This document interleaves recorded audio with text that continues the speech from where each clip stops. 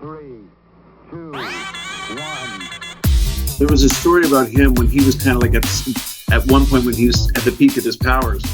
He was on Johnny Carson and he still wasn't getting any money, and he was doing siding on someone's house, and the guy was inside the house watching Johnny Carson and came out and said, like, dude, you look just like this guy. He's like, that is me.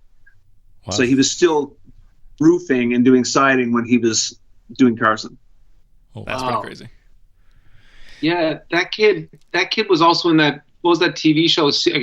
Like an NBC show, I think, wasn't he? Jonathan Brandis. He was in some show.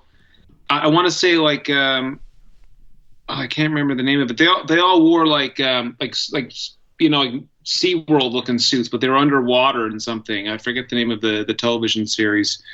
Yeah, but he was a big actor for a long time, wasn't he? It was called. The show was called. He was on Who's the Boss, I think, right? He did a movie called Sidekicks with Chuck Norris. I know that. Oh, snap. He did. Wow. Sequest. He was in a show called Sequest. Oh, I do remember Sequest. Don't really recall that. Yeah, that's right. A sci-fi TV channel or whatever for me. Yeah. Or whatever it was called, the Canadian version of that. So, boys. We all grew up. Right? We all grew up in Newfoundland. So, did you guys grow up? You guys grew up in Bishop's Falls, I think. Is that right? Yes, am I right? That's correct. Yep. What did you get for cable out there? We could start the show in a second. What did you get for cable in terms? Because in St. John's, growing up, we had NTV News, CBC Here and Now, and then Detroit News on Channel 7. Remember we had Detroit News? We used to get. Did you guys get Detroit News? We used to get Detroit PBS. Detroit PBS, okay. Yeah, so that was we get like all that stuff on, so like all that learning station stuff, and then like all the concerts would come on late at night, like what is it, ACL and stuff like that? Yeah. Or ALC, Austin City Limits? Yeah, ACL. We got really sad, depressing Detroit news about the crack epidemic and the Rodney King riots in LA, and then, and we had depressing Detroit news. And ASN. We had ASN as well. The Atlantic one as well. Yeah. ASN. Like early cable, I can't really remember because I was too poor. We didn't have it when I was young. We only just had NTV and CBC for the longest time. And then I know early cable was on like 21 channels or something. You had to pay extra for like 3 of them was like Playboy Station or whatever, and one was movies and something else, Family Station or something like that. And you get the fancy box with the shitty card that you plug in and get your buddy's father to fucking get you the hacked one or whatever it was called, and you plug it in. Remember that stuff? Yeah, that's funny. Eh? Oh yeah, I had a black box for the first ever UFC event when Hoist Gracie won the whole thing and had to fight like 6 dudes in one night. Wow. I remember that was like one of my birthday parties, and it was the illegal box, and someone borrowed it from a friend, and that was huge. So the boxes were special for sure. That's funny. One thing I remember is a local cable access. So we used to have Rogers Cable 9, and it was Channel 9, Cable 9 or whatever. And do they even still have those, in Newfoundland anymore? I'm not even sure. I don't know. They do. A show called Out of the Fog. That's Rogers Cable Access. It's still going. That's still on. Sick. I think a version of it. I don't know who. I don't know who's doing it, but yeah, I'm pretty sure there is like a host, and there's someone that comes on, like a guest, the local guest every week. What? That's pretty savage. That show's been on for a long time. Really? Just out of curiosity, what's the little thumb that keeps popping up? Is that like it's flat? Oh, there's like there must be like if I stick my thumb up, it's like emoticons or something that come up. You probably got them on or something. I don't know. They're not coming up on our end anyway. Excellent. I know. I noticed it too, and I tried to ignore it. I was like, weird it came up on the discussion of suicide. And John Francis' suicide. And then this thing starts blowing up. Like, did someone hit the thumbs up button on the... that's really funny. Who's on the hotkeys here? Who's on the hotkey? Somebody got the emojis going ballistic here. That's really funny. Yeah, because every now and then I know, like I noticed before I turned them off on my end, because I noticed when we were on the last one, somebody did something, all these bubbles came up. I was like, oh shit. I think turn that off. We were interviewing Rick the Temp, and at the end he did thumbs up, and the thumbs up came right up over his face, and I was like, what the hell is that? Like, no. I listened to Rick the Temp earlier because I wanted to make sure I was up on like what the style is like on the show. And I was talking to Sean. I said, the Rick the Temp interview was really cool. And listening to the whole thing, I realized Rick the Temp is kind of the dream. He actually did it. Like he became the Temp. Like he kind of did the life thing. Like he won the contest, became the Temp, gets promoted to Much Music VJ. That show that sort of goes away, and then he becomes I think a host on Global, and then to get the big gig on Entertainment Tonight. That's a success story in a big way. Rick the Temp. And I love the Geo Tracker story with the Jeep, and because my aunt had a Geo Tracker Jeep as well, and that rooftop was good. But it was a great interview, guys. I thought it was cool. Awesome, thank you. Yeah, it's kind of like we grew up watching Much Music, right? We're born in '85. We grew up, through the '90s and stuff like that, and living in a small town, and getting access to Much Music. It was kind of like our outlet to the real world. I'm sure. And Sean was on Much Music with Rick the Temp. Yeah, that's sick too. Yeah, and we're coming full circle here. Full circle. Maybe if we had to, maybe we'll have our full circle moment where someone watches us and then wants to interview us or something. Yeah, who knows? Maybe. Maybe in another lifetime from now. But where is Bishop's Falls? Like dead center, man. Like, so there's Grand Falls, Windsor. Like you drive past it on the highway as you're going there. Essentially, you'd have to turn off the highway. There used to be a big Irving. I don't know. There was probably about 3,000-ish, 2,500 people maybe or something like that when we were growing up there. Give or take, somewhere in that neighborhood, maybe 2,000 people. I think it might have peaked at 5, and then now it's probably between 2 and 3, maybe. I don't know. Yeah, maybe. I don't know. But yeah, not many. Not many people. You pretty much name almost everybody for the most part, anyway. Unbelievable. Yeah. And you guys grew up skateboarding, right? Sure did. Yes, we sure did. Yep. And still kind of skate. What was the local there? Was that something someone built, or was there like the church or like a little strip mall? No, it was all DIY stuff. Like everyone pitching in and their dads helping and stuff like that. Yeah, we had an old they let us use the old tennis court. They built a new tennis court like kind of around when we first started skating. Like I was skating for probably a year or maybe 2 before the courts kind of came around or whatever. But eventually they moved the tennis courts to the other side or whatever, and they left this open space. And then of course a ramp got tossed down. Maybe a little rail or something got tossed down, and a curb got stolen and tossed down or whatever. And then eventually it just turned into the skate park. And then, yeah. But there was a lot of skaters there at one point. Is it just me, or does it seem like growing up in St. John's, the big city of St. John's, dads weren't exactly sure if they wanted their kids to be skaters still, so they were never helping out. But you go to small towns in Newfoundland, and the dads, they're like with the welding gear on, making the bar and trying to everything to like help with it. Yeah. Whereas like dads in St. John's, like, you're not going downtown again, skate. You know what I mean? They were like kind of a little against it in a way. It kept us out of trouble, right? For the most part. In the beginning, my parents didn't like it, but it was still. I mean, I started skating in grade 7. So what are you, like 11 or whatever, 10 or 11? And now you're suddenly hanging around with 16, 17-year-old kids, and you're like 10 or 11 years old. So in the beginning, my parents didn't really like it. They're like, well, this is... And it was different for me because I was like a hockey kid and whatever, doing that kind of thing at that point. So I think they thought it was a bit odd maybe, or like I was being a miscreant, but I didn't see it that way. I just thought it was fun and whatever, but I was being a bit of a shithead, of course, but... Yeah. How was your dad about it, Sean? Was he okay with you with the skateboard, or was he kind of worried about it? They didn't really care. I don't think they really noticed what I was doing ever. My brother was in so much shit all the time, like with legal problems. They were just like, just do what you want. As long as the cops don't come behind you, you're allowed to do whatever you want. Yeah, the cops were at our place every weekend. Mike was selling weed or shrooms, and Dad was calling the cops on him. And they were just like, Sean, I'm like, I'm gonna go skateboard. And they're like, yeah. He'll be keeping busy with that, right? So and it did, it kept us busy. And it definitely did, yeah. It gave us a lot of goals to work on, and made a lot of friends and stuff doing that and stuff. And we used to watch Nick, we used to watch your old motion videos and stuff Oh, yeah. back in the day. Like someone who knew someone had a tape, and then we'd all gather around and throw that on, and because it was like, all the skaters at St. John's were so good, and they're making videos, and it's just like the music, and it inspired us to listen to a whole bunch of different music, and so it was like the big Awesome, city. man. I hope it was like illegally dubbed from VCR to VCR.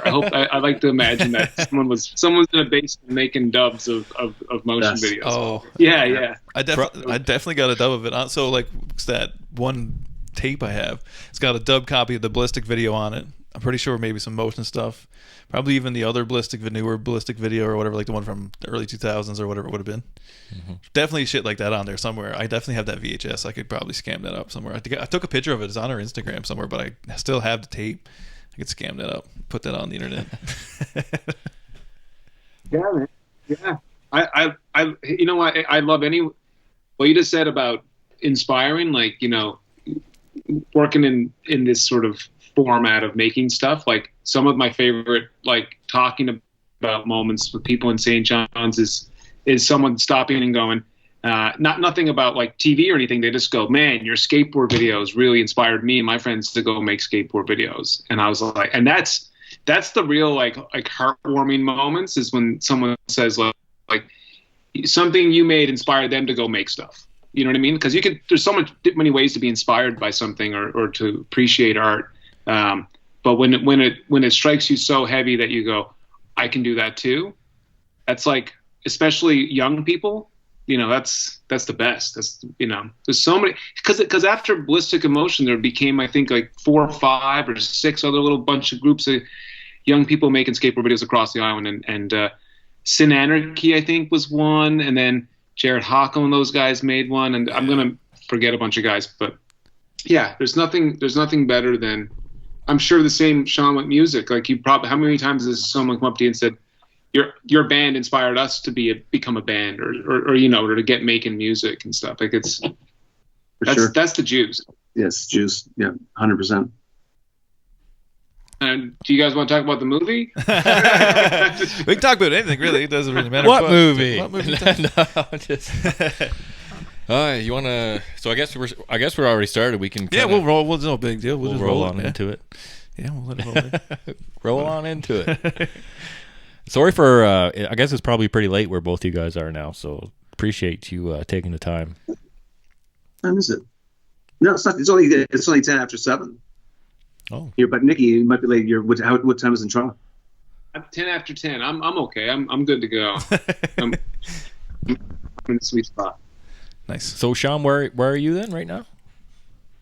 I'm in Vancouver. Oh, okay. Oh, so you're on the other side of us. Oh, yeah. So you're earlier than. So we're in between both you guys. Yeah. So right on. Very well.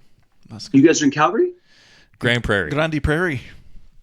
Grand Prairie. Grand Prairie. Yeah. What goes on there? What goes on here? Well, we got about 8 months of winter, and and it's minus 60 for most of it, and yeah, it's about that much. It's actually a pretty sweet place in reality, but it does get pretty freaking fucking cold, man, and stuff like that in the middle of winter. Makes enjoying winter fun. Like, I like to go snowboarding, but I don't want to turn into a popsicle, man. If we're going outside, like, it's too much. It's too aggressive. I take 10 feet of snow over minus 60, I guess. That's my thing. I remember did we meet in Grand Prairie, Sam? Did we meet that time? I met Ryan, but I don't remember if we met. Sam, did we? I don't know, man. Probably, maybe.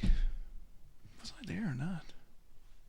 I can't remember. We did. I can't remember. No. I just remember having a really good time in Grand Prairie, and I remember we had a little fire backyard acoustic party, right, in our buddy Chad's backyard. Oh, and I'll never forget the line.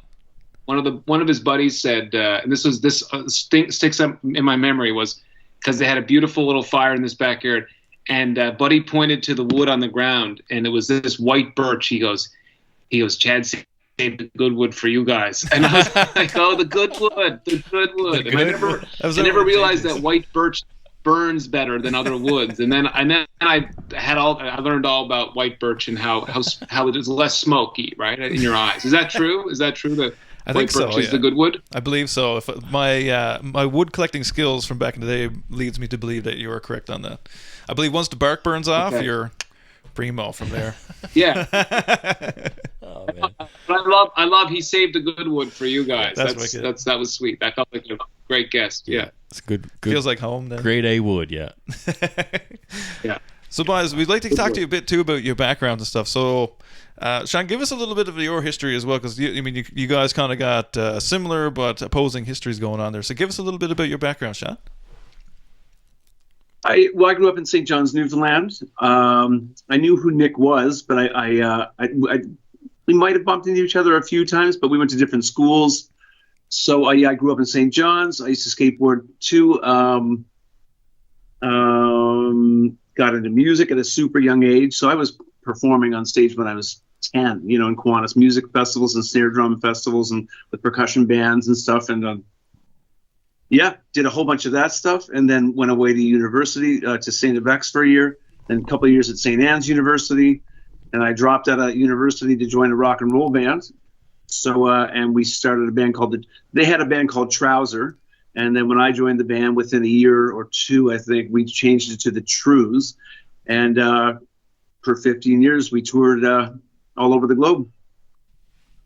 Amazing. That's pretty awesome. And now you're here on our podcast. And now, and so I left the band in 2015, started a small business in Antigonish, Nova Scotia, did that for 8 years. And then Nik and I had started the movie at one point. A ton of years went by, and then we finished the movie, or we can get into that more. But yeah, basically just a project that we had been bouncing back and forth for a while, and so that's when Nik and I really got super close. And So you guys, now we're here. You guys linked up. Nik, you did the motion show, and you guys, and Sean, you had a little skit on there.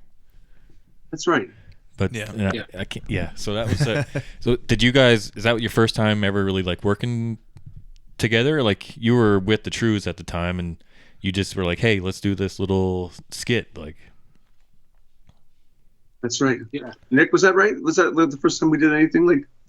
Yeah, we met around 2000, I think, 5 or 6, maybe 2005 or 6 in Toronto, and we had mutual friends, Annie Hennessy, and a couple other people, I think, and got to talking and had coffee a couple times, and then decided, Annie was a big part of that, and we decided to do these little interviews that were a little different than a regular interview, and I think they just naturally turned into like an interview / like sketch in a way. and I remember we made 3 of those, and they were a lot of fun. And I remember thinking, like, because I was working on the Rick Mercer Report, Sean was in a rock and roll band. I think we both probably thought, like, yeah, we fucking made it. You know what I mean? But I know I did. Hanging with Sean and our paths crossed, and I remember going into Sean's into the Trues management, and I had those videos, and the band really liked them, and their manager liked them. This guy Larry Monegas, and he said, he goes, "Nik, we love the videos. We want to make more of them, but we got no money." And I remember going, because I think that was like when I had the wake up call of like, you make something great. Or make something that people like, and like they just think you're going to do it for free. And now people do it for free, with a phone or whatever it is. They just do it themselves, I guess, But at the time, not everyone had a phone in their pocket. I had a camcorder, and that was fun. Those were fun to make. That was the genesis of me and Sean working together.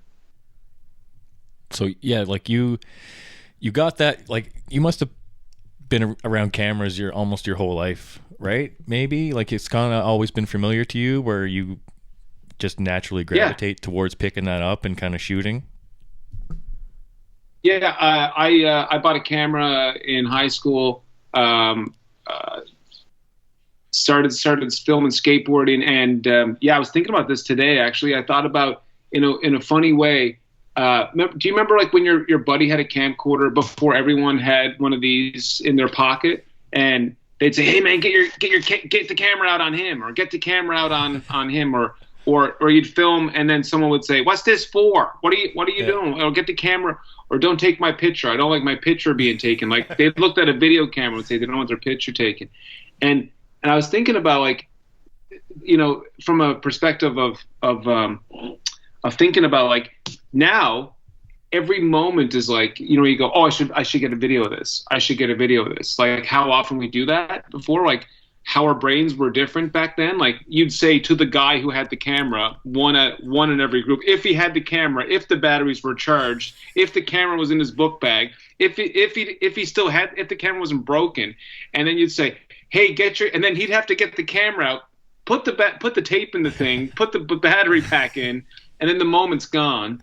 Or whatever it is, the moment. But like, yeah, just like not everyone had a moment like that. Like, you know, so I'm just wondering if we'll ever live in a time again when we see something and we don't think to ourselves, we should get video of it or something, you know, because it's in everything, right? It's everything. Even those Ray-Ban glasses are like, well, just record, hit play, and just walk, and it's just video recording all the time. Yeah, that's insane. I don't think we'll ever go back. I think we're too far gone. No, it's going to get worse because you'll get a Neuralink and then you can just record whatever you see and you can watch it back later and commentaries your thoughts. Yeah.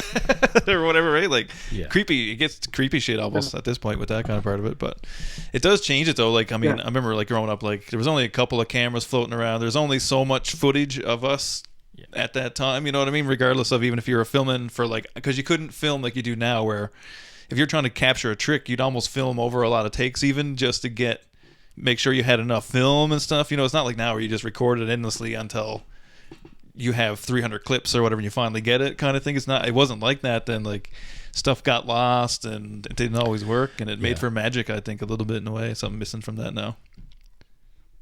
Yeah, tapes were expensive. Guys would tape over parts of their tapes to, like, save money on tapes. Yeah. Like, that's how you'd risk, like, over good footage of other people just to get stuff. Yeah, it's different now. Yeah, I just recently had some high cassette tapes done off digitally, and the way it's cut together, it's like, I was taping over house parties, and I was taping over like skateboard parts, and I was taping over just like you said, just 2 or 3 guys just being complete foolish arseholes, like on camera, just recording everything, right? So it is. I don't think we'll ever go back to that. How like special it was, you know, when someone had a camera. I think we're too far gone, but you never know. Yeah, it's fascinating too because people act. You notice people act different when the cameras are on. Your friends, everyone acts. Everyone does it, right? Like it's the people that don't. It's kind of surprising how well they can do it. Like even the toughest guy gets a bit like, you know, it's like camera's on and it's the thing, right? It's like sometimes when you're making something, some people don't like you to call action because they say, you know, regular or everyday life people that aren't actors, they get like, if you say, all right, action, then people will go, and then they won't give you a normal thing. So a lot of, you know, reality TV hosts often don't call action, and they just sort of start asking questions. So sometimes you're told they don't like action, right? Whereas some people love action. So it's funny that how people react. But yeah, it's sorry. I think the question was that I always had a camera, but nowadays I don't have a camera as much as I used to. Like I'm not as into cinematography as much as I'm into like script writing or storytelling than I am into like visuals, I guess. There's still visuals, but just different. Yeah. Now you got someone else filming your skate tricks. Yeah, no, I still skateboard with my friend Joey, who I've been skating with for 30 years. You know, Joey lives down the street from me here. He lived down the street from me in St. John's 30 years ago, and we still go skateboarding together. And there's something really nice about that. I don't know. There's really something. I don't know. I feel like something safe about it, or not just, I want to say nostalgia, but there's something special about it, I guess. Yeah. And now we put this on like a little tripod thing, because, you know, back in the day it was like someone was close to getting a trick and you had to like film them, but then you wouldn't be warmed up anymore to get your trick, and you're like, your friend would take hours to get theirs, or vice versa. Now I just put this on a tripod, a box or something, and Joey and I can both skate it, and we both get to get our tricks, which is kind of fun. That's it. That's the 2024 for you, right? Yeah. Well, we started doing that a couple years ago when we got back into skating a lot, well, more than twice a year kind of thing or whatever. We started filming our tricks but it was the first time I've ever actually seen myself skating really, like, in a long time, like, besides the odd trick here and there or whatever. But it was interesting to see myself at 30 odd years old trying to do these tricks again and stuff. Like, it was funny, but it's super fun. Skating is super fun. Even just going for a push is awesome. Yeah, it's the best. It's if you can do it, if you feel like you're up for doing it. The other thing too is always remembering that you're going to fall, like, or being ready to fall, because that's like the thing. Like, you get into a trick, you're like, I got this, and then you forget. Oh yeah, I could fall, and then as soon as you forget about it, that's when it hits you. It seems. Yeah, it's that adrenaline that gets you over the hump of falling on your ass a couple times that we used to recover a lot sooner with back in the day, but I don't skate as much as I'd like. Like I said, maybe once or twice a year I'll get out, for a little scoot around on a little tiny 6-inch box with a little rail on the side. But no, it's always good to get back. It always does remind me of growing up and stuff like that. So yeah, it's something you got to do all the time, I find. Yeah.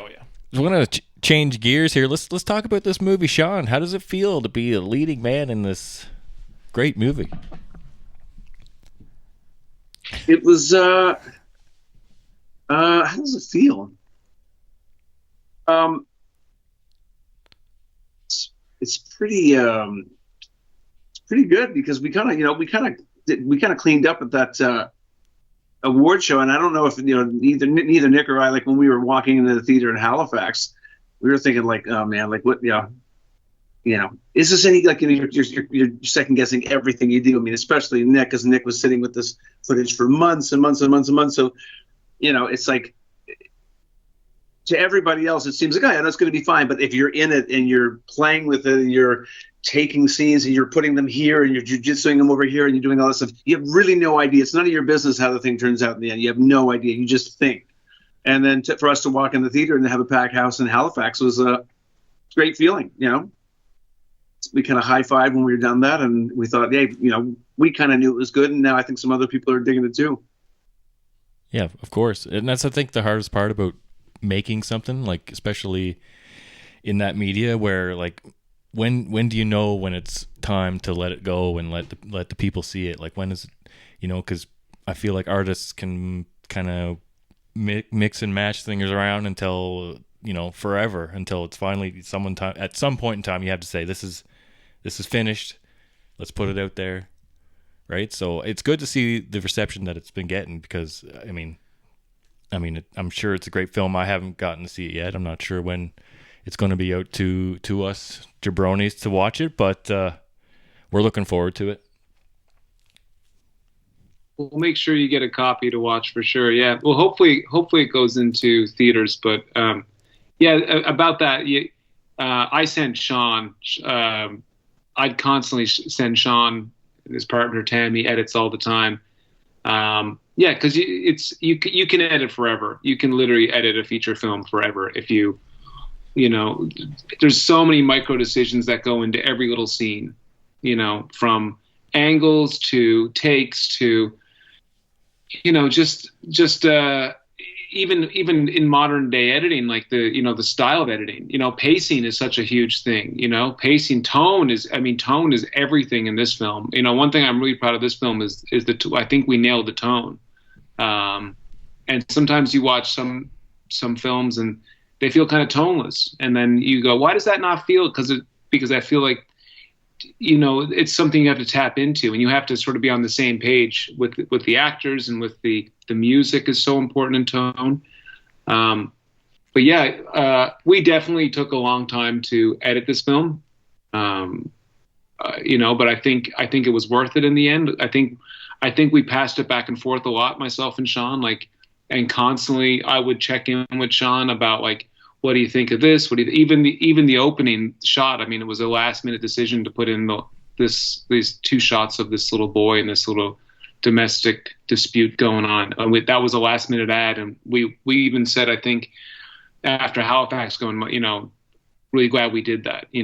So sometimes someone who filmmakers or whoever makes stuff that may make decisions late in the game, you might think that they're neurotic and stuff, but sometimes it almost takes a day or two to know if it was the right decision or not, like to sleep on it, to watch it back, to think about it. Like it's not always instant, sometimes it takes some time to especially for editing. Yeah. But editing, it's all in the edit, man. A lot of it's in the edit for sure. In terms of features, it's a lot of, you can have great performances, you can have great cinematography, you can have great everything, but if the editing's not there, then it doesn't work all the time.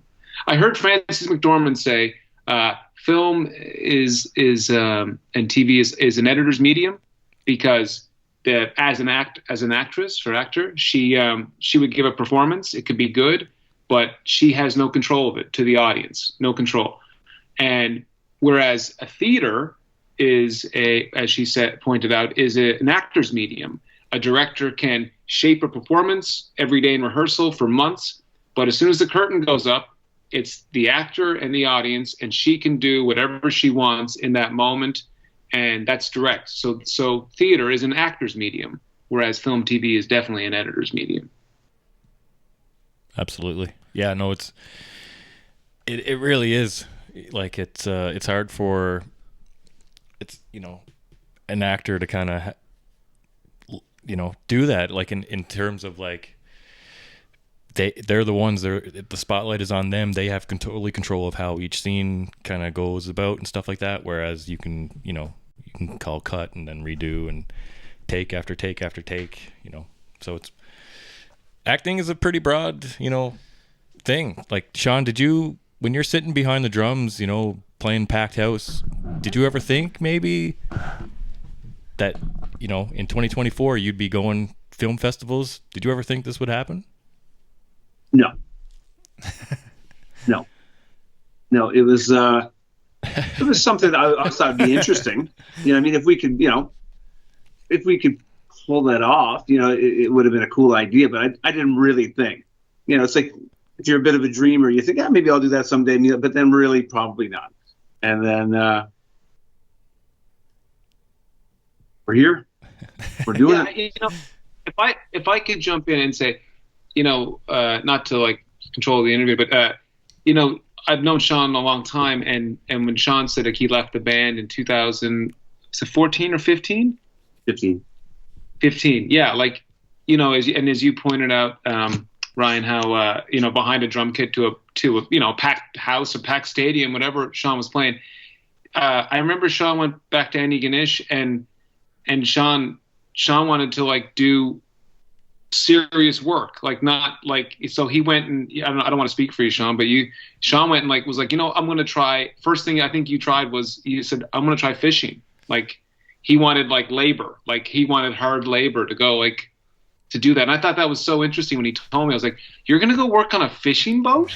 What do you mean you're going to work on it? He's like, no, it's and I think that I really admired that, because I thought a lot, having been in a rock and roll band from age 20 to 30, 35 or so, and the first thing you're going to do is go do the hardest job out there. And then, so I thought that was really cool, that to want that. I thought that was because you also found it interesting, how these guys do this, I'm assuming. Well, playing in the band is a little bit not real life, right? It's, we always had a quote, and it was, guys in bands are stupid. And that was just a producer said that to us one time that we really admire. We're kind of yeah, it might be kind of true. Just because it's you're getting woken up and you're getting your day laid out for you, and you're jumping on a bus hungover, and you're sitting on a bus all day hungover, and then you're drinking again and you're playing again. It's not really real. It's really stupid. It's the stupidest thing ever. So, no offense to Blue Rodeo, whoever's out there doing it. But it's a crazy. It's just it's an unusual way to live, and I just figured if I got out of this, I wanted to kick the shit out of myself, and something I wanted to kind of prove myself, because it's real life. It's and the band life thing. I mean, it couldn't last forever. I mean, the guys are still out touring now. God bless them. I hope they do it for as long as I can. But for some reason, I just needed to get out of that thing, just beat the living shit out of myself for a year. And then after a year, it was like, okay, yeah, back to drumming. Oh, that's enough of that. Well, it goes. Yeah, it was rough. Those guys, I tell you, like we went and fished like in the winter out in Yarmouth, like the Bay of Fundy, with a bunch of these French guys. I was jumping on the different boats with them, and we were fishing all night long and stuff like that with snowsuits on, whipping snowballs at each other, and in the middle of the night we're all getting tired and almost falling overboard. It was fucking insane and tough as shit. These guys were. They were so tough. Like I just couldn't believe it. I was like, this is the real life thing that I was playing in the movie, like the tough guy stuff. It's like, these guys are insane. Yeah. Like they're fucking rough, Yeah. Fishing in the rough. winter doesn't seem like any fun to me in any capacity, to be honest with you about it. Doesn't seem Nothing like fun my about thing. it. Very humbling experience. I would imagine so. It's incredibly humbling. Yeah. So you said, "Fuck this! I'm getting the I'm out of this. drumsticks." Yeah. Back inside. Okay, just shows how diverse you are, and exactly you're willing to kind of do everything. You're almost like a jack of all trades. Yeah, I like every like 7 or years or so, just to, like Nick. I think I get bored. Every few years I get really bored. And it's just like I got to do something that's gonna crackle, Get the juices going. get the juices going. I think all humans need that something else, something new that makes them motivated to kind of something to work towards. Right? Everyone wants to be a perfectionist, but when we get good at one thing, we just want to be good at the next thing. Yeah, especially creative types. Like anybody who's a bit creative kind of has a hard time with sticking to one thing and enjoys everything that they do, kind of thing. Like any job is a good job, you know what I mean, in a certain way, till it gets old. But yeah, no, I feel that. But I definitely wouldn't have chose fishing in the winter. I can save you that thing to try. It's pretty dangerous. I mean, we were hanging out with guys, for a couple of weeks getting the buoys ready. I mean, it's just 375 traps on the boat, right? I mean, this is big time. Like, I don't know what I'm doing. It's a really stupid job to do if you don't know what you're doing. I mean, I was standing in the ropes all of the time, and they just look at me. They're like, "You're gonna fucking die." So I just jump out. Like that's all they'd say. They'd be like, "You're gonna die." If you say, and we had knives in case we got hooked into them. Cut the rope, and if you didn't cut the rope in time, it's zipping you and pulling you to the bottom of the ocean with 7 or 8 traps with no chance of living. Right? Oh my God. It's crazy. Some this high stakes, man, and the lobster, right? Yeah, lobster. Yeah, traps. lobster. Well, yeah, and like I said, the prep work for the 2 weeks before we went out, we were hanging out with all these dudes, and getting along with them, and kind of shaking hands with them, and what boat are you in? What boat are you in? And this is great. And then 3 or 4 of them died the first day. Like the first day, like, oh, those 3 guys that you were talking to, dead, all in their 50s, dead meat. And then a day later, a guy loses his thumb. Another day, like a week later, a guy washes up on the rocks. And if you wash up on the rocks in the Bay of Fundy, you get stuck in a rock here, and then of course the tide starts to go up, so it's going to come up over your boat. So they're all just zipping on their suits, knowing like, okay, well we can't stay here. Oh man, Crazy. It's crazy. nightmare. Yeah. Nightmare fuel, for sure. Oh, I hate deep water. So go figure for a Newfoundlander. I can I'm not into barely it. swim, and I hate deep water. So I think. Well, I don't think swimming does you any good in this. Like in 10 minutes, you're dead anyway if you fall overboard. So that's comforting. It's half quick, at least, anyway. Yeah. and they work like Work. all night, all over, like through the night and No stuff matter like what, that. yeah. I mean, you gotta be sharp and stay on your toes and not stand in the ropes, like you said. Like God, like. I remember calling Sean on checking in, and he was on the boat in the Bay of Fundy, and he's like, "I'm on watch." So the captain's sleeping, everyone's sleeping. That means he's got to take the shift of making sure they don't hit another boat or so. I think that was that. And it's not like they're eating lobster. They're not boiling lobster. They have a microwave. Your food for 8 weeks is in a microwave. It's not like. Hot It's not dogs and like craft dinner. Hot yeah, dogs are crafted, right. yeah. So it's No fresh lobster every night. No melted butter. no, No garlic butter. There's no garlic butter and lobster. Yeah, no. No, those things they were worth too much money, so it's just like, well, we ate like shit, and At first, you get really, really strong the first few months, and then your body starts to give out. You start to get really weak and skinny. Pretty crazy. Yeah, That's crazy. It's hard to keep up that caloric intake. At Too the gym, much. at the gym all day long. Yeah, Freaked out. eating craft dinner, no good. Craft dinner fuel. So Nick, when the very first moment you write Billy Skinner on a piece of paper, how long before you knew Sean was your man for the role? I probably asked Sean before I even wrote it on a piece of paper. I think I toyed with the idea or the notion of a Billy Skinner type, and as Sean pointed out, I had this idea. We had this idea for a character. Went to his apartment. He took his shirt off and did the guy, and I was like, perfect. That was it. But no, I think we all grew up. I think when you watch the film and you get a sense of who Billy Skinner is, you'll all have a Billy Skinner in your hometown, or that guy that grew up, that tough guy that also had a heart, that you sort of rooted for in a way, even though you know that his life was difficult and he came from poverty and he came from a broken home, and you still found yourself rooting that. Even though you probably know how it ends for Billy, you sort of find yourself rooting for him. So I think once we had the character, an idea, a sense of the character, we kept building up. We kept having these conversations. We'd bring up these people that we knew growing up in St. John's. Even though Sean and I's paths never really crossed that much in St. John's, we knew the same guys. Like we knew probably hundreds of people. So we're like, oh yeah, him. So I think in a way, Billy kind of became a blend of a lot of different guys that we grew up with in St. John's in a way, and then we so it was immediate. I think it was the character first, and then build the world. Wow, that's awesome. I think you're right. Yeah. You nailed it. We all know a Billy Skinner, definitely in every town in Newfoundland, right? Yeah, so through that, tough exterior. He was, dealt a shitty hand, right? And most of these, I met a lot of people who really had a good heart and, just had the shittiest, circumstance at home or whatever it may be, right? So it definitely can relate, I think, to a lot of people growing up. Yeah, for sure. So tell us a little bit too about how it all changed, because I know the original premise is not how it became, kind of thing or whatever. So give us a little bit about that.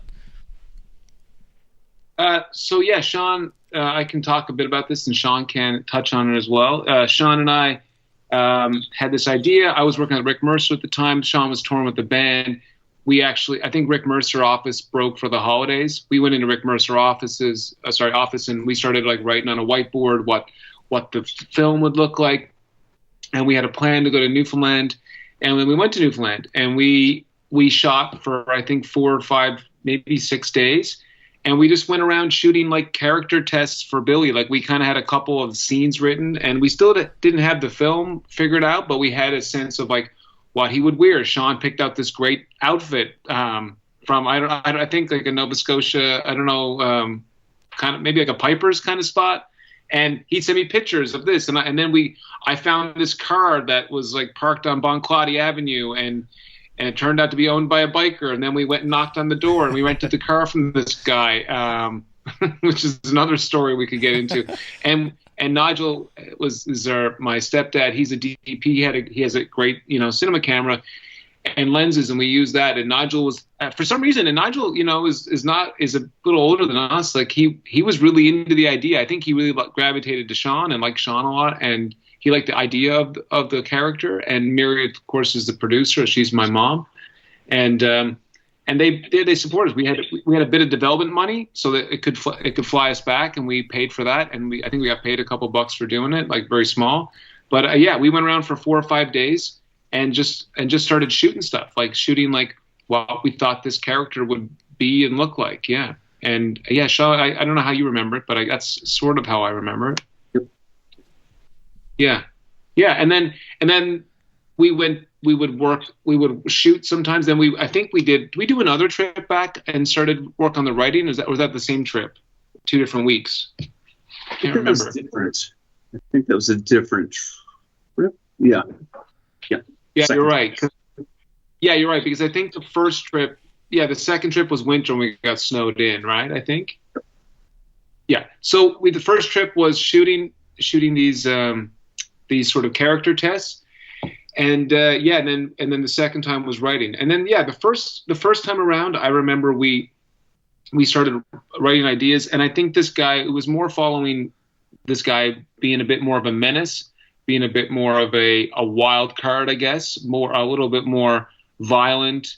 It's kind of Billy's backstory is what we shot. We basically shot who Billy used to be, and he was the muscle of a St. John's outfit, I guess you'd say, or some sort of like,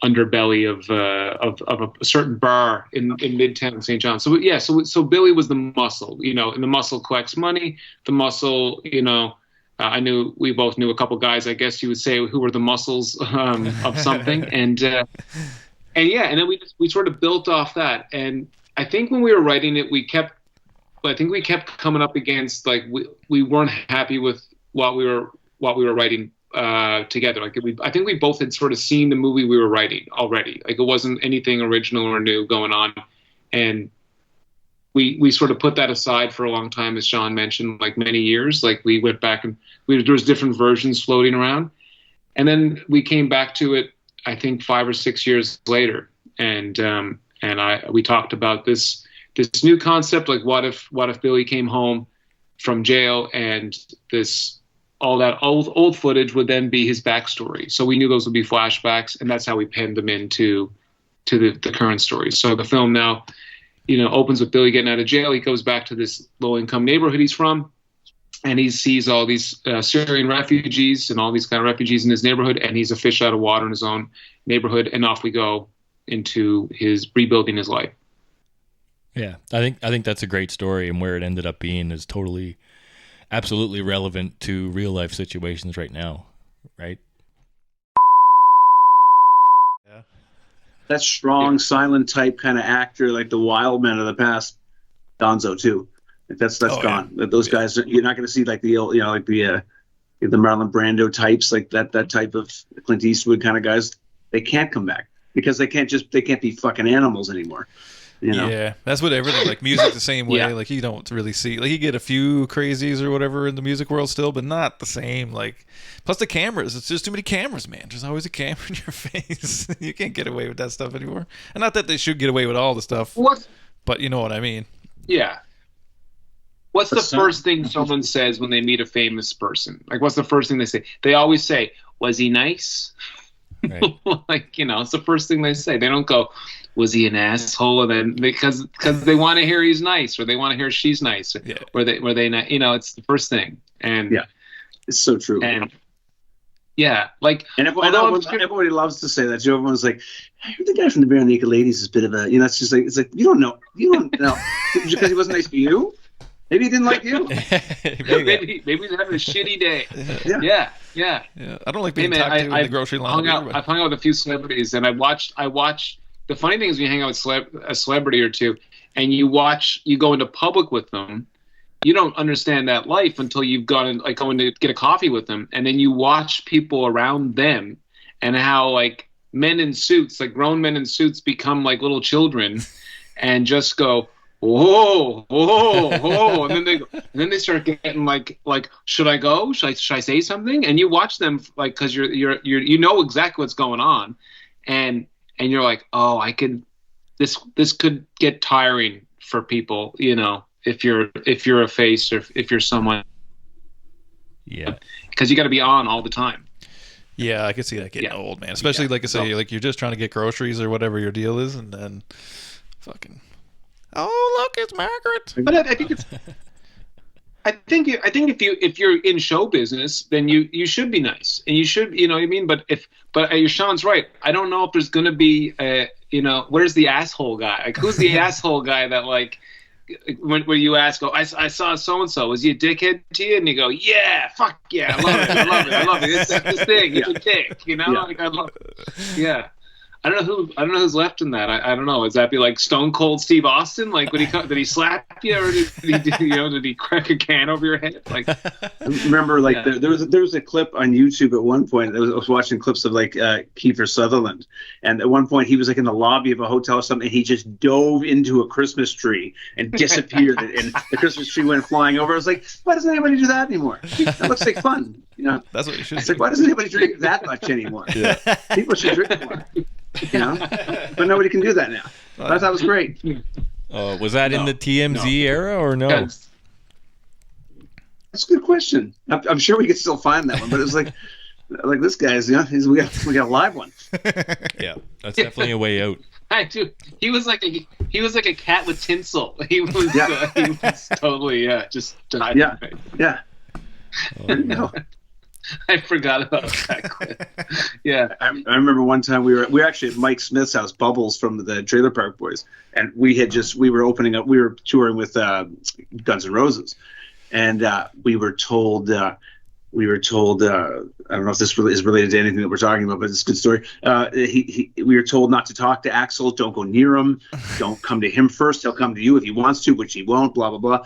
So we're hanging out at Bubbles' place, and Mike Smith is like pacing. I was like, "What's wrong with you, dude?" He's like, "I think Axl might be coming here," And I was like, "Yeah, probably not." So I stuck around an hour, and then figured he wasn't coming. So as I was leaving, like 6 SUVs pull up, and out comes this little cornrow dude with like a bunch of black dudes surrounding him. And I was like, "I'm going back in," and went back in. And he completely changed the frequency of the party. The second he was in the party, whatever you were talking about, you were like, "I don't give a fuck what you're talking about." Axl Rose is there, and I was standing next to him. And we were told like not to talk to him. So here he is standing like right next to me, and I'm just like having a beer and just like looking at him like, not supposed to talk to him.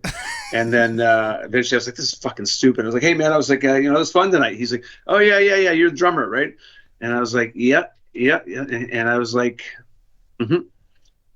Yeah. And that's really almost how it ended. And I was like, well, I'll see you tomorrow in New Brunswick, wherever he was going. He looked over at me and he goes, maybe, and just started chugging a bottle of champagne. Like he was supposed to be sober. Maybe. You could be mind kicked in for some reason. Yeah. But yeah. Where are those guys now? Yeah, he's one of those pillar rock stars who's up there, I think, with all the greats, you know what I mean? So last of that generation, you know what I mean? Like the actual rock stars where they got entourages and they all show up in their own vehicle, not in a singular vehicle, and they all got security and they only talk to each other while they're on stage and that kind of stuff, right? And he was fucking crazy. Like, who do you know? It's like, security, take that away from the guy in the crowd. And security was like, no. And he's like, I'll take it, God damn it, and jumps face first off the stage into the guy. Nobody, where's that guy now? Yeah. I think too there's an era too, like is it George Jones? He was like the guy who always like he would get so drunk that they used to call him No Show Jones. And I remember talking to some people that that are probably in their 70s now, and they would this is 20 years ago, and they'd say they were talking about George Jones concerts, and then it was almost an honor if you had bought tickets to a George Jones concert and he didn't show up. It was like, oh yeah, it was one of those like they loved it. It was like notoriety that whereas now, like the story Sean just told about maybe where he starts like nowadays, like you could never do that. You'd be like, yeah, sure, I'll see you tomorrow. It'll be great. It's gonna be a fun show. You know what I mean? Like he was stone cold sober, and we weren't supposed to bring drugs or alcohol around. We were just warned. And he brought us an astrologer on tour that would tell him when, like depending on the sun and the moon and the stars, tell him when to go on stage. What? So we'd be on stage playing, and his tour manager would be going like this, fucking keep going. Fucking he's not ready yet because the moon, keep going. So we were like, that's wicked. That's fucking slow amazing. It down half speed. This stars and fucking go. Yeah, that's fucking hilarious. The fucking moon's not cool yet, boys. She's not all the way out. Yeah. Clouds in the right spot. The moon's doing something. I remember him no-showing, or I think he no-showed Vancouver, or showed up so late that he only had like 10 or 20 minutes left to play, and the whole place started rioting. That was Montreal. Was it? I think It was a huge Montreal riot, I think. There's been several. Yeah. and here. Yeah. A bunch of riots, actually. Yeah, I think he's known. It's almost became a thing. Like I Going around said, causing a riot. wasn't the no? It was like the no-show Axel. Like he would. Yeah, he was doing that for a long time there. That was a whole thing, like during Chinese democracy era or whatever, like that whole thing. Man. Yeah, like I said, you. Well, that whole album, I'm glad we got on the Axel somehow. It was my fault, I think. But like that Chinese democracy, like took like years and years and years to make. Yeah. And then it came out. It was like, what the fuck is this? It had like all kinds of different people involved with it, and then like Buckethead was his guitar player at one point, and then Josh Freese was like studio drumming, but then they fired Josh Freese at some point, and then hired somebody else, but ended up using Josh's part. It was like, I don't know, 10 years or whatever. Chaos. He's seriously mentally ill. That's what it came down to. He was but that fucking, he was genius. I mean, that album, Appetite for Destruction. I mean, throw it on again now when you're done. When we're done this, it's just like, that sounds better than it ever has. I mean, it's a masterpiece.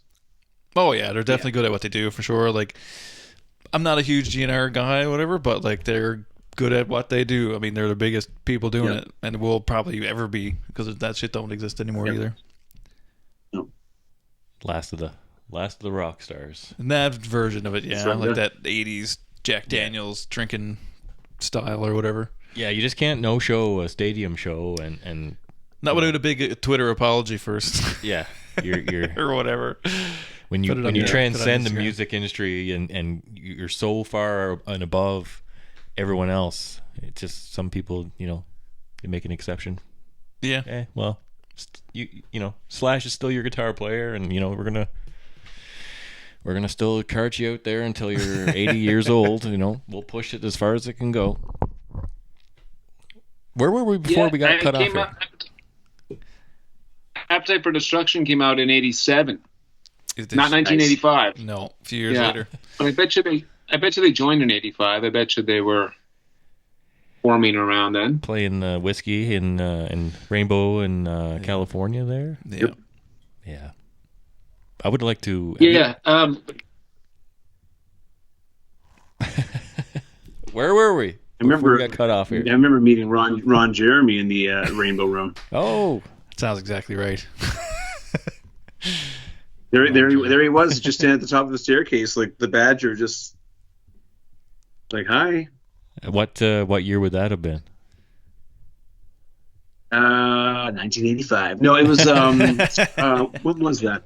That was the mid 2010 maybe. Okay. What? So did he end up going to jail? He was. He ended up being a real raper. Really? Yeah. He ended up getting canceled. Maybe he had to start out. He was a real raper. That guy. He's a rapist. Yeah, we'll cut this out. I have a video of Ron Jeremy on my phone. Yeah, I have a video of him playing harmonica at by the Rainbow Room as well. That's mad. It's quite funny. Oh, yeah, actually, I think he gave a shout out to the Motion Show, or shout out to Motion Skateboard. And then we were like, and then the charges came. We said, well, let's never speak of it again. And that was pretty much it. And we would put that on the internet. Yeah.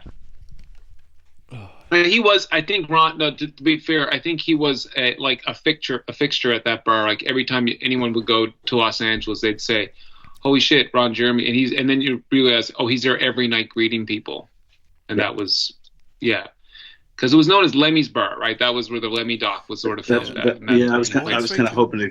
Sorry, I was kind of hoping to get there. If Lemmy was just sitting at this video slot machine eating speed, I was kind of hoping. That would. I was sure that one day that would happen, and he'd probably hate to talk to me. He wouldn't have cared, but yeah. He seemed pretty. Leave me the fuck alone. Seemed like it, but I mean, who knows?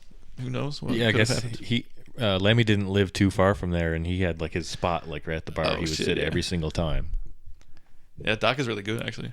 It's crazy that he let people into his house. When I first seen the previews, I was like, I can't believe he let people into his house. Like, I was very astonished by that portion of it. And it was all World War II memorabilia, like all tons of Nazi paraphernalia, and he was obsessed with the World Wars. I think World War II in particular, completely obsessed with it, and just like a complete historian. Yeah, he bought a tank or unbelievable, something, didn't he? and a musical historian. I mean, the guy's knowledge was unparalleled. He knew everything. Yeah. Was he a roadie for? Mr. Was Hendricks. I mean, Hendricks, I think, wasn't it? Hendricks at one point, I think. Hendricks, yeah, that's right, yeah. And then he had Hawkwind, which is a pretty awesome band, and they were all acidy, and he was really into speed, so they booted him out because it was completely different vibe. Right. Two different things happening there. Yeah. Very different vibe. So, what am I thinking of here when he said that? What's his name too? From News Radio. Was the guy was also a roadie for Hendrix. He was on News Radio. He's on The Simpsons. Not Phil Hartman. Phil Hartman, yeah. Was he really? He also done a bunch of album covers for Paul Simon. Phil Hartman was a roadie? Yeah, for Hendrix, and he does painting. So like he did.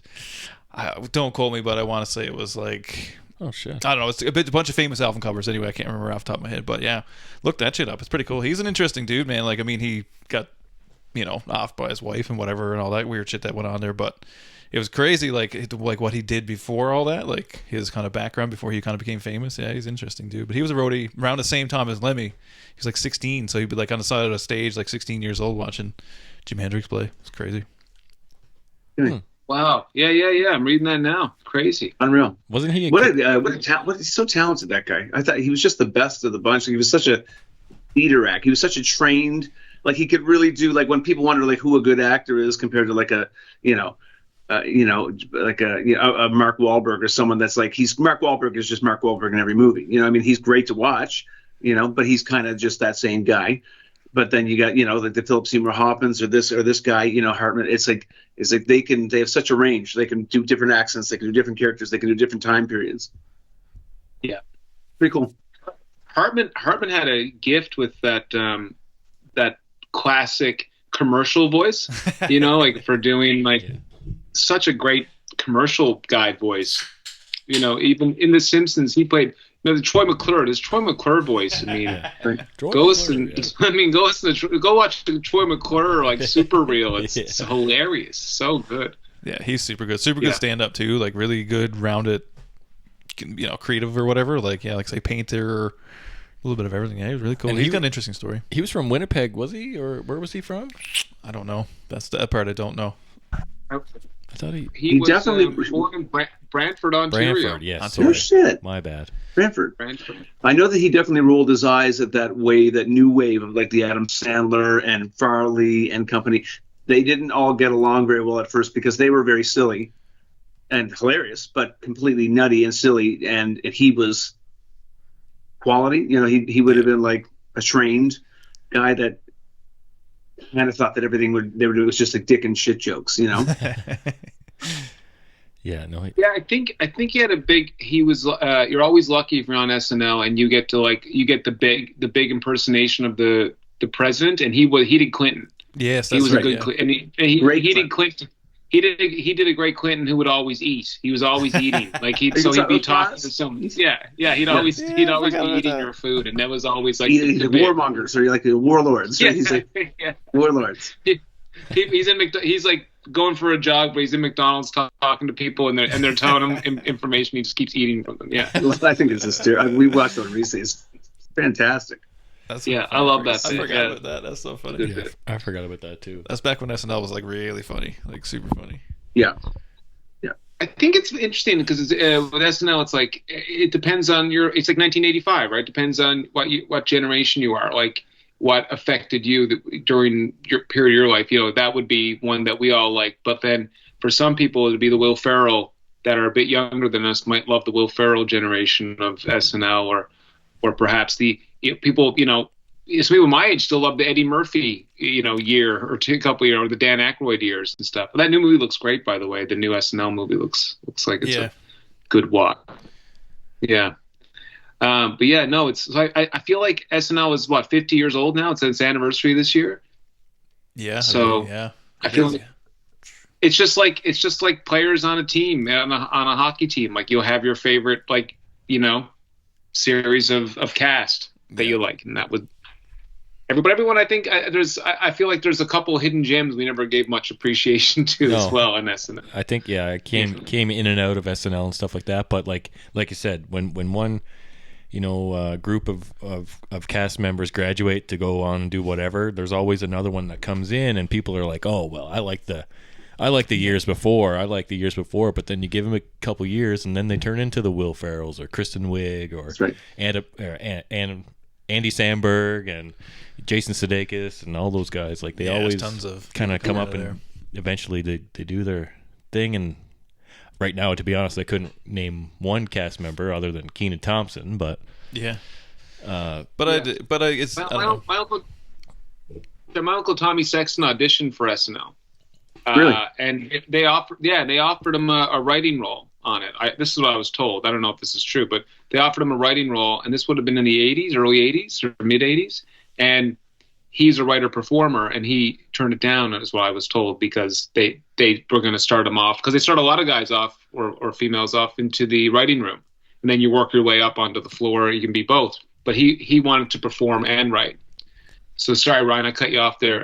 But yeah, I remember hearing about that, going, why wouldn't he take SNL, right? But in those days, you're in your prime. You could be on TV in Canada, but you can just be a writer in the States. My uncle chose to stay in Canada, is what I'm told. Again, no, I had never asked, Lorne Michaels this. That's what I heard. Yeah. No, I'm glad you brought up your uncle Tommy Sexton. Would you say you kind of is that how you maybe leaned into the more of the comedy kind of writing and comedy? You think you any inspiration from watching his old videos and stuff like that? Or I guess Newfoundlanders always have a sense of comedy in itself, but like when you were writing How to Be Deadly, is that kind of stem from that? It feels like comedy's always followed me in a way.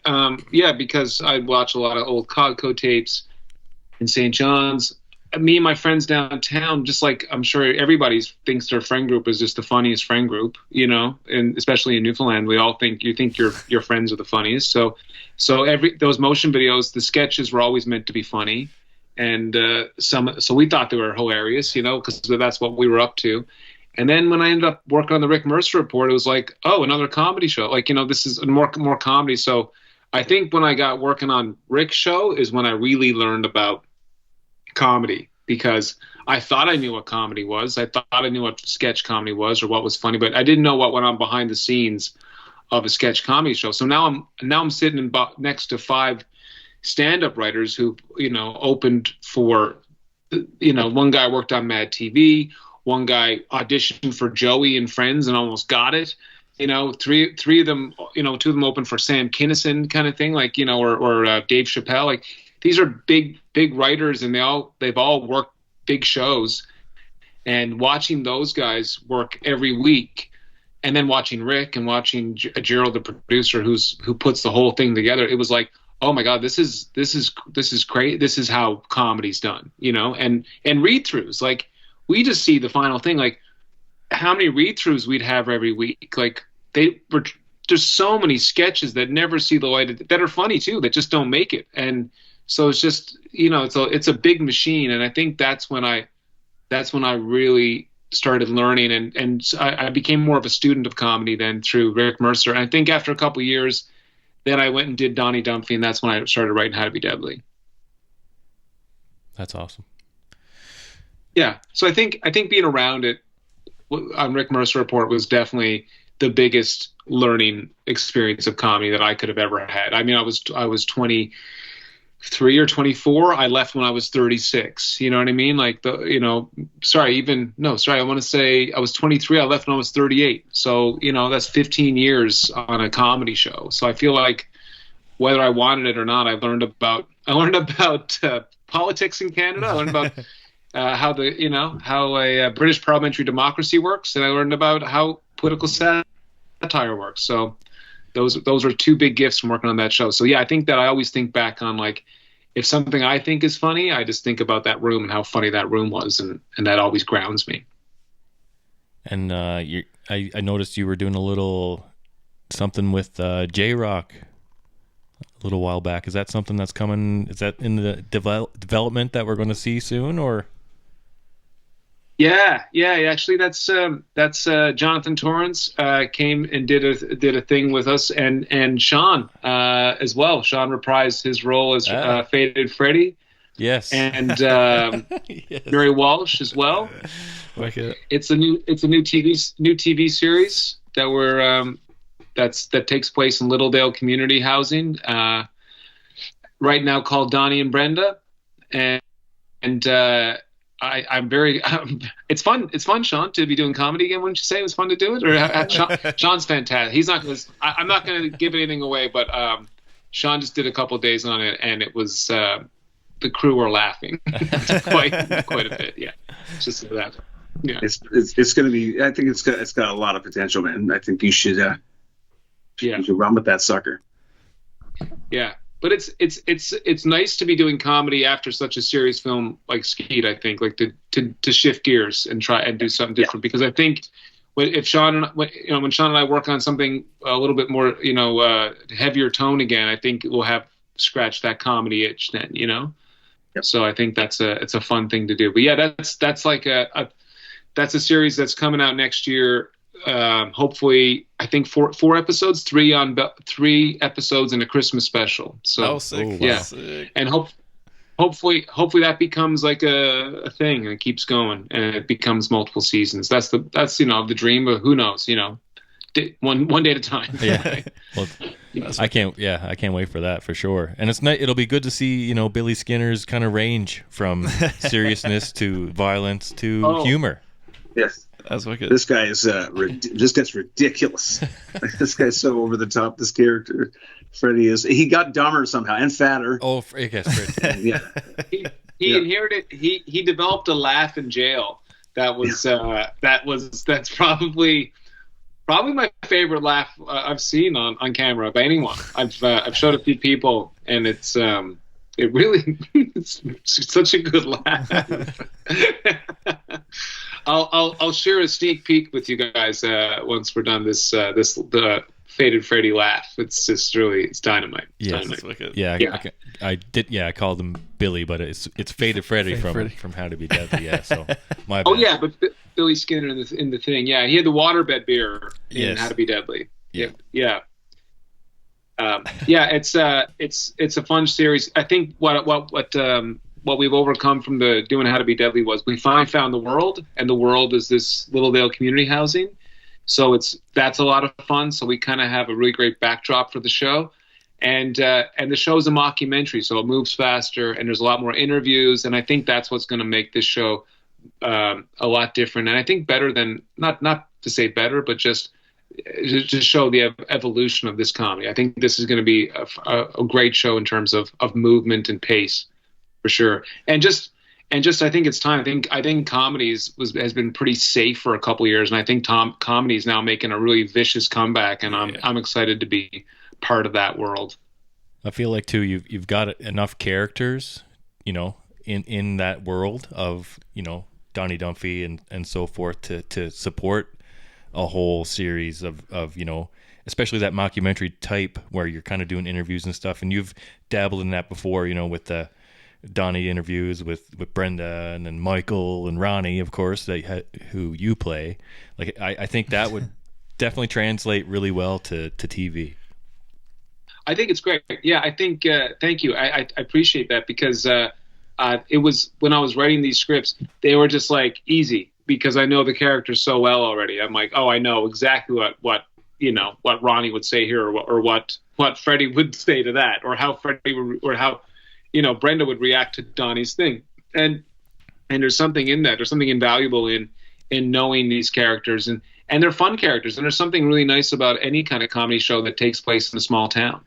I think, I think if they were in a big city, it wouldn't be as funny. You know what I mean? It just doesn't have that same, I don't know, just the small town comedy just really works well in Canada for some reason. I dig it. I can't wait to start editing this show. Hopefully the next few weeks. Yeah. That's awesome. So Sean, like, what's the contrast between going from something that is heavy and serious to going towards comedy kind of thing, playing obviously similar, a very similar role in certain ways. Like, what's that like for you? The Billy Skinner character, you just kind of had to keep reminding yourself to be miserable. Just to be like, even when this guy's in a decent mood, like the Billy Skinner guy, you got to remember that his life is miserable. So you're kind of playing a few different sides. Like it's like he never smiles and giggles and laughs too much because his whole life is sucked, even though right now it's not that bad. So you kind of have to stay in this dark cloud over your head mood as much as you possibly can. Whereas the comedy thing was just like, let's take it too far. Let's really Jim Carrey it up. I don't know if people kind of roll their eyes at Jim and stuff, but it's like, don't forget that guy in his heyday. And he's the only guy that you could throw in a movie in Japan and everybody be roaring laughing, or you could go to Thailand and watch it. Like, the guy is a master. Yeah. It's way over the top, but he's a master. It's great. Like that. I think that stuff is great. So that's, I was just thinking, well, let's ham this character up. Let's make this guy over the top stupid. And then Nick can pick what he likes, It's great. I did not stop him at all. I thought, I was like, I was so amped up.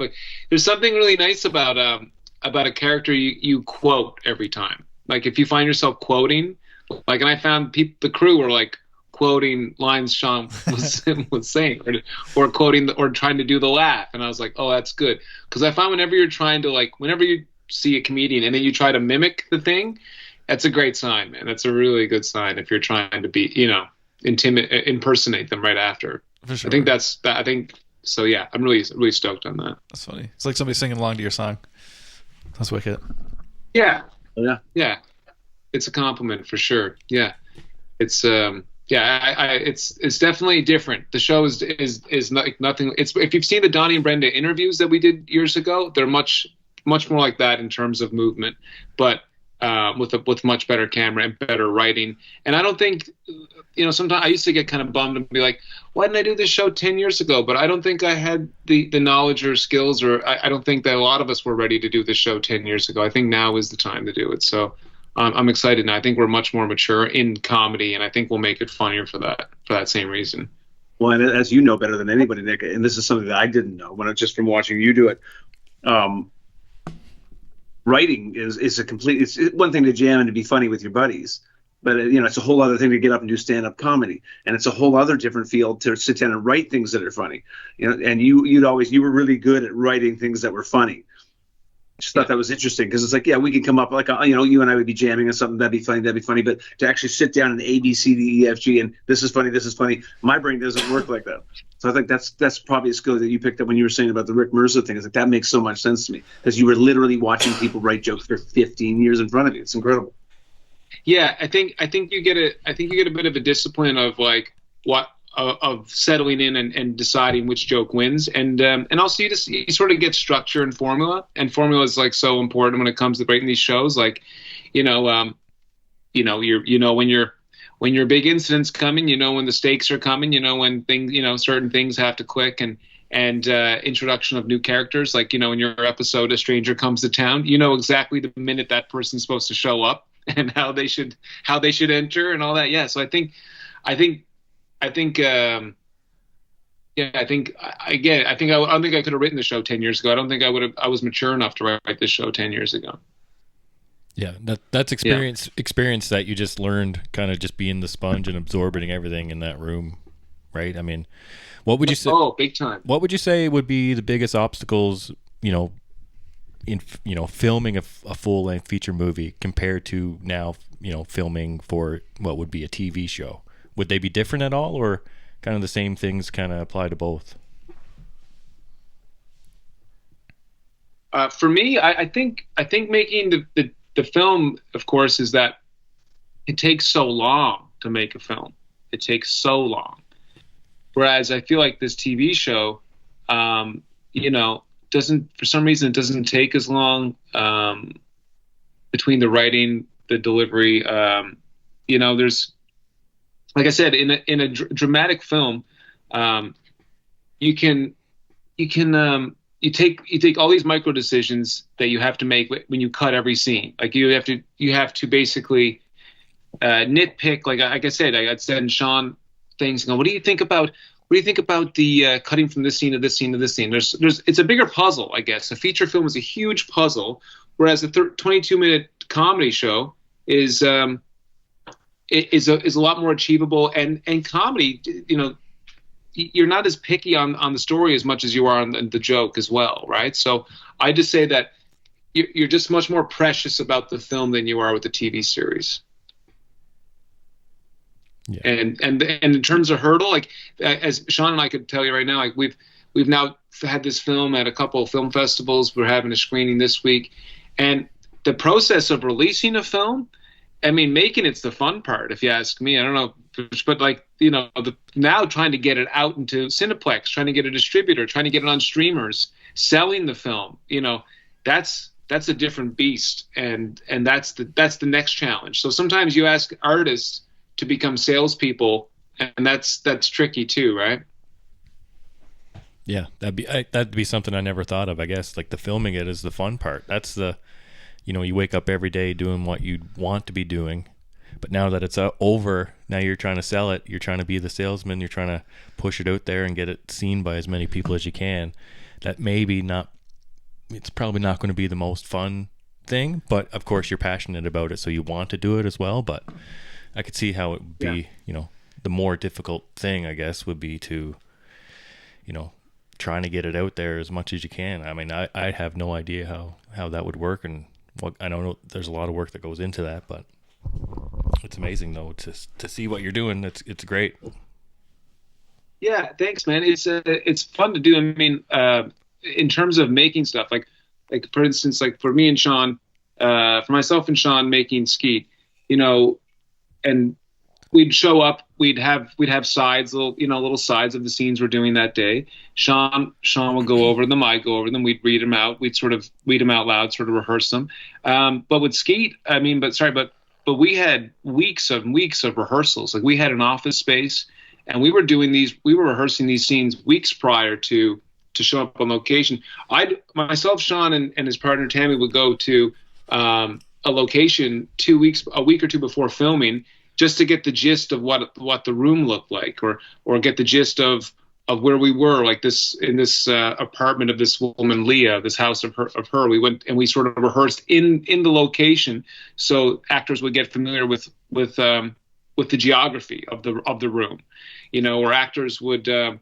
We would go to Chalker Place multiple times where Billy lived, so Sean had been to Chalker Place a lot of times where Billy lived. Whereas in like a TV series, you don't have that much time or that much, like, because you have a much bigger cast and you have to sort of just wing it on the day a lot more, so we were a lot more precious on Skeet than we were on, I would say, Sean, like we were much more prepped on Skeet than we were on the Donnie and Brenda series for sure. And it's just, you sort of just jump into it with the comedy as well. I mean, if you have a bigger budget, yeah, you could prep, but yeah, it's, there's definitely something nice about taking your time with film.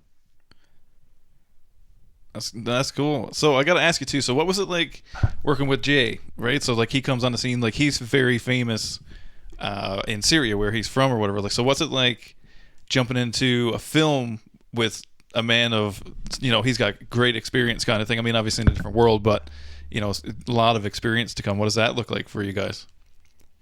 I'll let Sean answer this because Sean, I prepped Sean of who Jay was, but Sean was also trying to be Billy, and he didn't realize, like, until Jay showed up. So yeah, I'll let Sean take this one. Oh yeah, he was he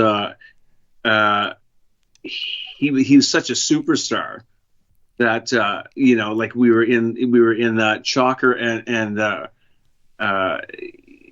Andy Syrian that song just literally burst out of their house and ran up to him, and they were like, I think one lady had a baby and she said, "Can you kiss my baby?" Like he was like, he's huge. He's like Tom Hanks, in Syria. So he's like a total stud.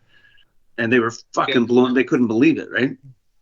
So yeah, awesome. I remember Sean come up to me saying, he's like, I mean, you kind of prepped me that he was, that he's this, Middle Eastern superstar, but like, there's one guy in Chalker Place. He came out. I think Sean said he came out and he like, it was like someone answered his prayer.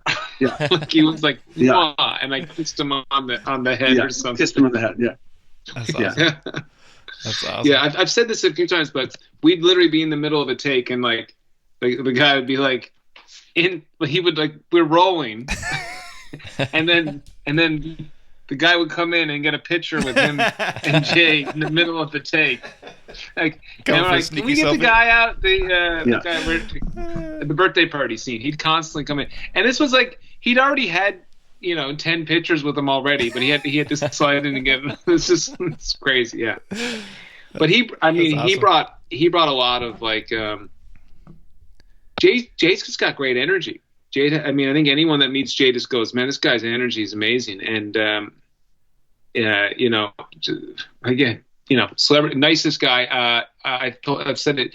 He had a son who's in the film. The name is Mahmoud, who plays his son, who is not an actor, but he was a first-time actor in the film, and he was a soccer player that we found because it was important that this boy be able to keep the soccer ball up. We met him a couple of times, and he was great. And Sean and I were trying to get locations and stuff, so Jay flew in, and he went straight to Mahmoud's house and started rehearsing with him immediately. So like, what a team player! He lands. He knows he's got this kid that's not an experienced actor, and to make the kid comfortable, he went there and just started going over lines with him and started going like, I'm going to be your father in this thing, and that was huge. That was like a really huge thing to not just for prep, like as I said, rehearsals, but like he could have went downtown sightseeing and stuff, but he got to work as soon as he got to St. John's, and that spoke volumes about who he is, really. How long did you have him in Newfoundland for? I want to say 2 weeks for the first shoot. We shot this thing, I guess, as it's been said, we shot this thing over 7 years. The flashback stuff was 7 years ago. And then I think 3 years ago, we shot a first walk with just Sean. And then we had Jay then for 2 weeks in the summer. And then he came back for a week, I think, in the winter. But Sean was there at least 4 or 5 times. And for the whole thing, we shot a lot. And but it's great. When you watch the film, you'll notice like Billy and Mo, their relationship isn't just 2 weeks in the summertime. It feels like it takes place over seasons. Like we see the relationship happening through the winter, which so you really feel this friendship building rather than fast friends. Right. I think it's interesting too, like you said, the flashbacks, which were actually 7 years ago. And is it his son that you had shots of as a kid, and then he like grew like 2 feet by the time you guys were finished with it? Yeah. It's actually Sean's nephew who plays his son. Jackson Petten is his name. And he's fantastic. Yeah, and Sean as well. Sean also was like both him and Jackson was a lot of those shots were 7 years ago. But you definitely see it in Jackson's face for sure. And some people watch the film and they don't tweak to it. We have to point it out like that's the same kid. But yeah, no, Jackson's a great little actor, and I thought he did a fabulous job. And we did rehearsals with Jackson and Sean as well in Sean's sister's kitchen. I have video of all these little rehearsals on my phone. Sometimes they pop up in my memories, and I'm like, oh yeah, right, we did rehearsals with him in that kitchen and stuff. So yeah, it's a nice little nugget we have that we know that we finished the job on this film, but also have those true 7 years ago moments in the film as well. And Sean, how does that feel for you to be able to experience that with your nephew and to kind of look back, say, in 10 years and say, we did this, like, to kind of look back? Oh, it's fantastic. I mean, Nick and I talk about this movie because it is in black and white, and which is it's not the most popular decision. We kind of had to fight for it, and it's what we loved about movies like Young Frankenstein or Raging Bull is that you could throw them on tomorrow and they'd still look beautiful. You'd never know the Young Frankenstein was from the 70s, and the Raging Bull is from the 70s. It's like these movies look incredible, and we still love them. So we were just thinking, wouldn't it be great to watch this in 30 years from now and still look at a work of art, with friends and family in it. I mean, it's a snapshot of the time. That we're pretty thrilled with that. Yeah, it's you're absolutely right, and the fact that like Sean's right, like we did have to push back a little bit because it may or may not be known, but like it's hard to sell a black and white film. It's they're not jumping over counters at Venus Video, throwback to Venus Video, and or Allen's Video to buy a black and white film. And there was a bit of pushback, and Sean and I talked about it at length about like the pros and cons of the black and white. And Nigel shot it black and white. We didn't shoot this thing in color and then hit a button and turn and say, "Oh, I like black and white." It wasn't a filter we chose on like an Instagram photo. Like when you shoot a black and white film, the DP lights for it, right? It's a different technique, right? It's a different, like, shadows are your friends. Like, so every shot, like the monitor was black and white the whole time. Everything was thought. The dailies were black and white. Like everything was black and white. And I'm really happy and proud that we stuck by that. And like Sean said, put this thing on 10, 20, 30 years, it'll be timeless. I think the message too is timeless as well, right? I mean, everyone's going to experience, things that they're not used to. So, you kind of have to make the best of a situation, and you know what I mean? Like give people a chance, and it kind of, you know what I mean? I haven't seen it firsthand, but I'm kind of getting the feeling how it would be timeless. So yeah, different take on a fish out of water story, even though it's your water kind of thing. It's cool. Yeah, that's I like that even though it's your water, for sure. It is a different take. It's and I hope that like we all know we're from Newfoundland. Like Newfoundland's changing, and it's not going to be the same in 20, 30 years. So I think this is an interesting conversation piece about what the next 30 years in Newfoundland look like. So I think. I'm not going to call it a handbook, but I definitely think that if you live in a low-income neighborhood, or if you live, in any sort of neighborhood, not just Newfoundland, but anywhere, and there's refugees coming on, then I think you should watch this film. Yeah, I agree. But we're coming up on our second hour here now, so we'll probably pause it there as a good spot to end it off. But so guys, let us know what you guys got going on, what's coming up next for y'all, and plug anything you want anybody to see.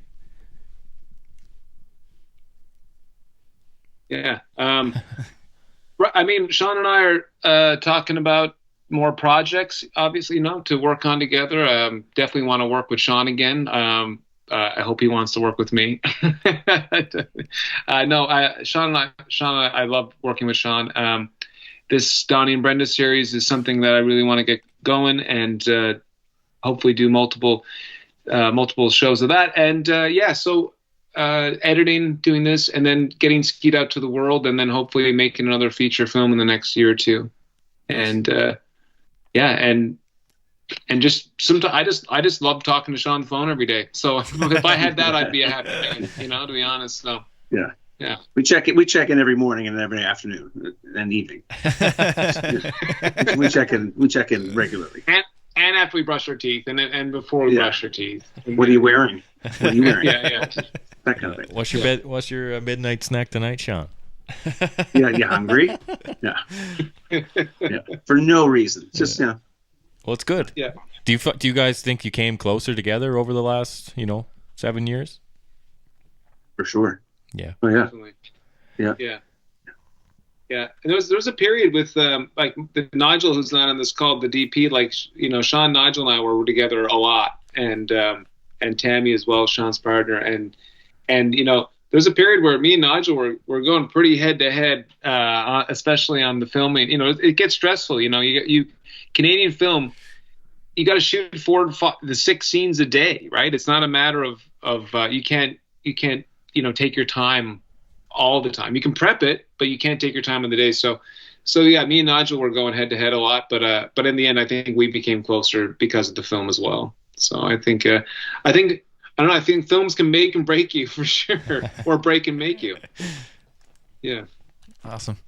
Well, guys, really, really, really appreciate you taking a couple hours to come and speak with us and talk to our community, our listeners at home, and spread the love. We're looking forward to hopefully seeing the film in theaters. Hopefully that's coming up here soon. So good luck with that venture. I know that's a difficult and long road, but yeah, hopefully you get to the end of that and we'll get to see it in the theater. I would send you a link, but I really want both you guys to see it in the theater. Is the Cineplex still in Grand Prairie? Yeah. Oh yeah. Okay, then we'll have to work on getting a screening out there for sure. Oh yeah. That'd be great. Yeah, it would be. But yeah, awesome guys. Like I say, cheers and thank you so much for coming. We'll come out and burn the good birch wood. There you That's go. right. Come on down for some more birch. I'll save the good wood for you, Nick. Save the good wood. Save the good wood for me. Deadly. All right, boys. Thanks so much. Thank you so All much, right, guys. boys. Have a good night. Take it Enjoy easy. yourself. Okay. Thank you so much. You Cheers. too, guys. Thank you. Thanks for having us.